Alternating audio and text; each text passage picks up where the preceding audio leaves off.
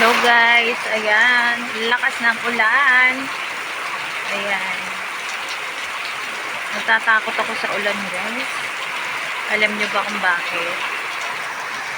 So guys, oh, ito matagas sa pader. Tapos guys, ayan, may tumutulo sa kisame. Oh. Oo. Kaya nakakatakot umulan. Nakakahiyaman guys, pero ayan o, tingnan nyo guys, tumutulo. Hindi ko alam kung saan sa kisame guys, ang butas. Tinatawanan lang ako ng asawa ko guys, kasi hindi niya alam din kung saan banda ang sira ba. Ayan. Ayan guys, ang lakas ng ulan. Dito pa talaga sa kwarto ko guys, ang tumutulo. Kasi meron kaming ano dun guys sa taas, sa bubong. Solar panel na nakalatag sa bubong.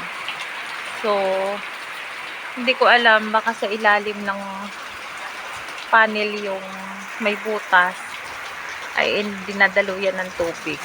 Kaya pumapasok sa kisame, kaya ganito yung nangyayari sa aking kwarto siguro.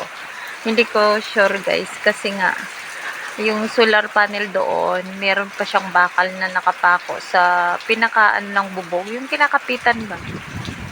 So yun, hindi makita kung saan banda ang butas.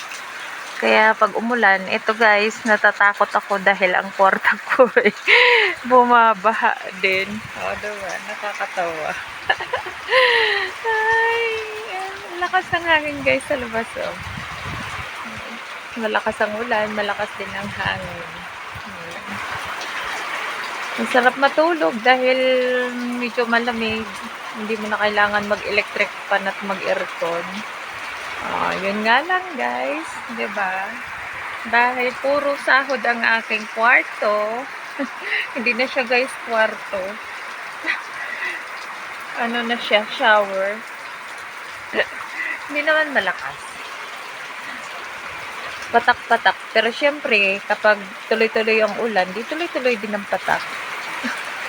Ayan guys.